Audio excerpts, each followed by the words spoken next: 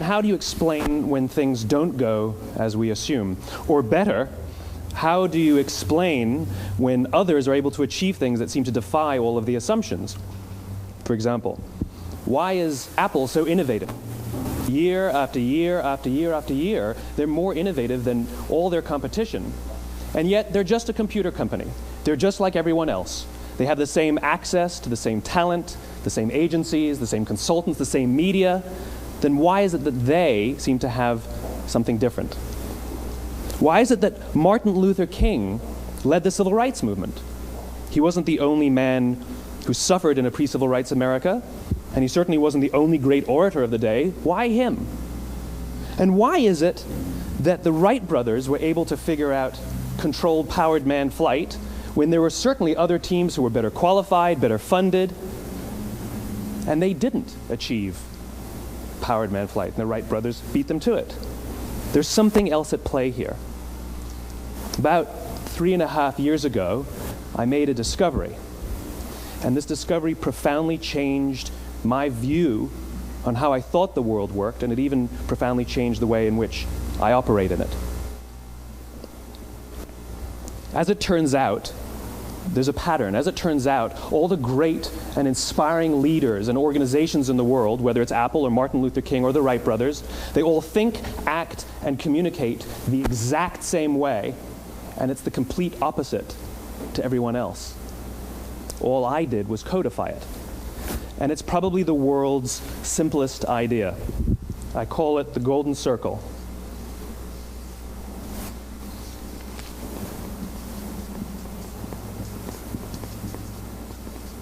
Why, how, what? This little idea explains why some organizations and some leaders are able to inspire where others aren't. Let me define the terms really quickly. Every single person, every single organization on the planet knows what they do, 100%. Some know how they do it, whether you call it your differentiating value proposition or your proprietary process or your USP. But very, very few people or organizations know why they do what they do. And by why, I don't mean to make a profit. That's a result. It's always a result. By why, I mean what's your purpose? What's your cause? What's your belief? Why does your organization exist? Why do you get out of bed in the morning? And why should anyone care? Well, as a result, the way we think, the way we act, the way we communicate is from the outside in. It's obvious. We go from the clearest thing to the fuzziest thing. But the inspired leaders and the inspired organizations, regardless of their size, regardless of their industry, all think, act, and communicate from the inside out. Let me give you an example. I use Apple because they're easy to understand and everybody gets it. If Apple were like everyone else, a marketing message from them might sound like this: we make great computers. They're beautifully designed, simple to use, and user-friendly. Want to buy one? Meh. And that's how most of us communicate. That's how most marketing is done, that's how most sales is done, and that's how most of us communicate interpersonally. We say what we do, we say how we're different or how we're better, and we expect some sort of behavior, a purchase, a vote, something like that. Here's our new law firm. We have the best lawyers with the biggest clients. We have, we always perform for our clients, do business with us. Here's our new car. It gets great gas mileage. It has, leather seats. Buy our car. But it's uninspiring. Here's how Apple actually communicates. Everything we do, we believe in challenging the status quo. We believe in thinking differently. The way we challenge the status quo is by making our products beautifully designed, simple to use, and user-friendly. We just happen to make great computers. Want to buy one? Totally different, right? You're ready to buy a computer from me. All I did was reverse the order of the information. What it proves to us is that people don't buy what you do, people buy why you do it. People don't buy what you do, they buy why you do it. This explains why every single person in this room is perfectly comfortable buying a computer from Apple. But we're also perfectly comfortable buying an MP3 player from Apple, or a phone from Apple, or a DVR from Apple. But as I said before, Apple's just a computer company. There's nothing that distinguishes them structurally from any of their competitors. Their competitors are all equally qualified to make all of these products. In fact, they tried. A few years ago, Gateway came out with flat screen TVs. They're eminently qualified to make flat screen TVs. They've been making flat screen monitors for years. Nobody bought one. And Dell came out with MP3 players and PDAs. And they make great quality products, and they can make perfectly well-designed products, and nobody bought one. In fact, talking about it now, we can't even imagine buying an MP3 player from Dell. Why would you buy an MP3 player from a computer company? But we do it every day. People don't buy what you do, they buy why you do it. The goal is not to do business with everybody who needs what you have. The goal is to do business with people who believe what you believe. Here's the best part. None of what I'm telling you is my opinion. It's all grounded in the tenets of biology, not psychology, biology. If you look at a cross-section of the human brain, looking from the top down, what you see is the human brain is actually broken into three major components that correlate perfectly with the golden circle. Our newest brain, our Homo sapien brain, our neocortex, corresponds with the what level. The neocortex is responsible for all of our rational and analytical thought and language. The middle two sections make up our limbic brains, and our limbic brains are responsible for all of our feelings, like trust and loyalty. It's also responsible for all human behavior, all decision-making, and it has no capacity for language. In other words, when we communicate from the outside in, yes, people can understand vast amounts of complicated information like features and benefits and facts and figures. It just doesn't drive behavior. When we communicate from the inside out, we're talking directly to the part of the brain that controls behavior, and then we allow people to rationalize it with the tangible things we say and do. This is where gut decisions come from. You know, sometimes you can give somebody all the facts and your figures, and they say, I know what all the facts and details say, but it just doesn't feel right. Why would we use that verb? It doesn't feel right. Because the part of the brain that controls decision-making doesn't control language. And the best we can muster up is, I don't know, it just doesn't feel right.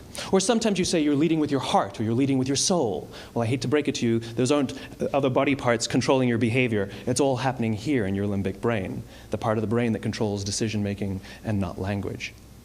But if you don't know why you do what you do, and people respond to why you do what you do, then how will you ever get people to vote for you or buy something from you, or more importantly, be loyal and want to be a part of what it is that you do? Again, the goal is not just to sell people who need what you have. The goal is to sell to people who believe what you believe. The goal is not just to hire people who need a job. It's to hire people who believe what you believe. I always say that, you know, there's if you hire people just because they can do a job, they'll work for your money. But if you hire people who believe what you believe, they work for you with blood and sweat and tears. And nowhere else is there a better example of this than with the Wright brothers. Most people don't know about Samuel Pierpont Langley. And back in the early 20th century, the pursuit of powered man flight was like the dot-com of the day. Everybody was trying it. And Samuel Pierpont Langley had what we assume to be the recipe for success. I mean, even now, you ask people, why did your product or why did your company fail? And people always give you the same permutation of the same three things. Undercapitalized, the wrong people, bad market conditions. It's always the same three things. So let's explore that. Samuel Pierpont Langley was given $50,000 by the War Department to figure out this flying machine. Money was no problem. He held a seat at Harvard and worked at the Smithsonian and was extremely well connected. He knew all the big minds of the day. He hired the best minds money could find, and the market conditions were fantastic. The New York Times followed him around everywhere, and everyone was rooting for Langley. And how come we've never heard of Samuel Pierpont Langley? A few hundred miles away in Dayton, Ohio, Orville and Wilbur Wright. They had none of what we consider to be the recipe for success. They had no money. They paid for their dream with the proceeds from their bicycle shop. Not a single person on the Wright brothers' team had a college education, not even Orville or Wilbur. And the New York Times followed them around nowhere. The difference was Orville and Wilbur were driven by a cause, by a purpose, by a belief. They believed that if they could figure out this flying machine, it'll change the course of the world. Samuel Pierpont Langley was different. He wanted to be rich, and he wanted to be famous. He was in pursuit of the result. He was in pursuit of the riches. And lo and behold, look what happened. The people who believed in the Wright brothers' dream worked with them with blood and sweat and tears. The others just worked for the paycheck. And they tell stories of how every time the Wright brothers went out, they would have to take 5 sets of parts because that's how many times they would crash before they came in for supper. And eventually, on December 17th, 1903, the Wright brothers took flight. And no one was there to even experience it. We found out about it a few days later. And further proof that Langley was motivated by the wrong thing, the day the Wright brothers took flight, he quit. He could have said, "That's an amazing discovery, guys. Now we'll improve upon your technology." But he didn't. He wasn't first. He didn't get rich. He didn't get famous. So he quit. People don't buy what you do, they buy why you do it. And if you talk about what you believe, you will attract those who believe what you believe. Well, why is it important to attract those who believe what you believe? Something called the law of diffusion of innovation. And if you don't know the law, you definitely know the terminology.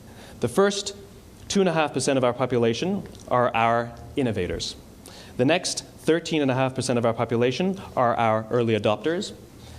The next 34% are your early majority, your late majority, and your laggards. The only reason these people buy touch-tone phones is because you can't buy rotary phones anymore. We all sit at various places at various times on the scale, but what the law of diffusion of innovation tells us is that if you want mass market success or mass market acceptance of an idea, you cannot have it until you achieve this tipping point between 15 and 18% market penetration, and then the system tips. And I love asking businesses, what's your conversion on new business? And they love to tell you, oh, it's about 10%, proudly. Well, you can trip over 10% of the customers. We all have about 10% who just get it. That's how we describe them, right? That's like that gut feeling, oh, they just get it. The problem is, how do you find the ones that just get it before you're doing business with them versus the ones who don't get it?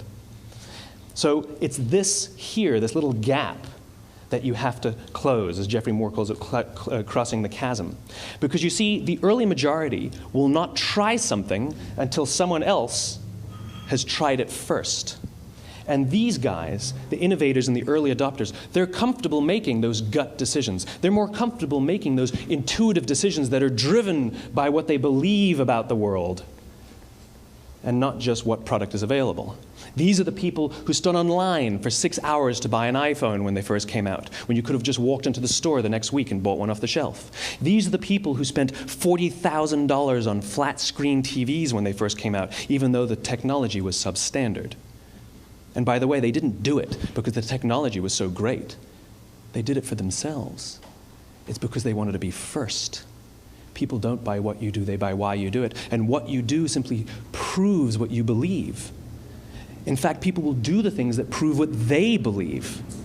The reason that person bought the iPhone in the first 6 hours, or stood in line for 6 hours, was because of what they believed about the world and how they wanted everybody to see them. They were first. People don't buy what you do, they buy why you do it. So let me give you a famous example, a famous failure and a famous success of the law of diffusion of innovation. First, the famous failure. It's a commercial example. As we said before a second ago, the recipe for success is money and the right people and the right marketing conditions, right? You should have success then. Look at Tivo. From the time Tivo came out about 8 or 9 years ago to this current day, they are the single highest quality product on the market. Hands down, there is no dispute. They were extremely well funded. Market conditions were fantastic. I mean, we use Tivo as a verb. I Tivo stuff on my piece of junk Time Warner DVR all the time. But Tivo is a commercial failure. They've never made money. And when they went IPO, their stock was at about $30 or $40 and then plummeted, and it's never traded above 10. In fact, I don't think it's even traded above 6, except for a couple of little spikes. Because you see, when Tivo launched their product, they told us all what they had. They said, we have a product that pauses live TV, skips commercials, rewinds live TV, and memorizes your viewing habits without you even asking. And the cynical majority said, we don't believe you, we don't need it, we don't like it, you're scaring us. What if they had said, if you're the kind of person who likes to have total control over every aspect of your life, boy, do we have a product for you. It pauses live TV, skips commercials, memorizes your viewing habits, etc., etc. People don't buy what you do, they buy why you do it, and what you do simply serves as the proof of what you believe. Now let me give you a successful example of the law of diffusion of innovation. In the summer of 1963, 250,000 people showed up on the Mall in Washington to hear Dr. King speak. They sent out no invitations, and there was no website to check the date. How do you do that? Well, Dr. King wasn't the only man in America who was a great orator. He wasn't the only man in America who suffered in a pre-civil rights America. In fact, some of his ideas were bad. But he had a gift. He didn't go around telling people what needed to change in America. He went around and told people what he believed. I believe, I believe, I believe, he told people.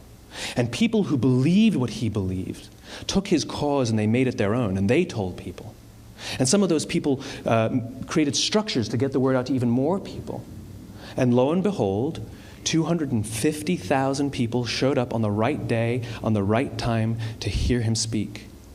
How many of them showed up for him? 0. They showed up for themselves. It's what they believed about America that got them to travel on a bus for 8 hours to stand in the sun in Washington in the middle of August. It's what they believed, and it wasn't about black versus white. 25% of the audience was white. Dr. King believed that there are 2 types of laws in this world, those that are made by a higher authority and those that are made by man.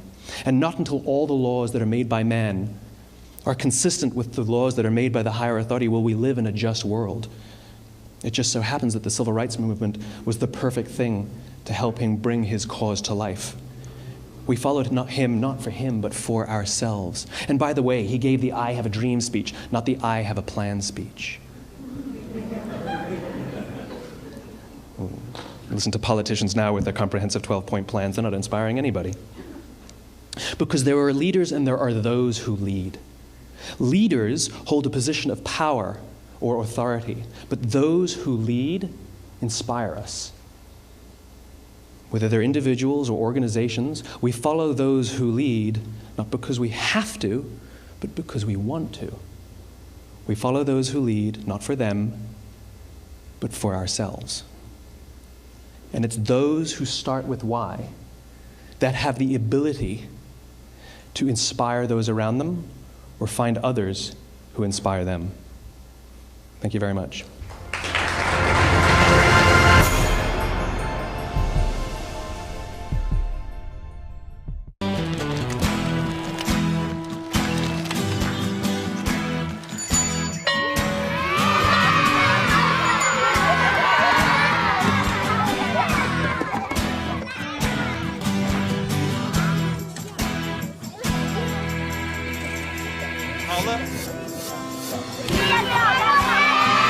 Sharing. That's video on the Human Network. Siska, welcome to the Human Network.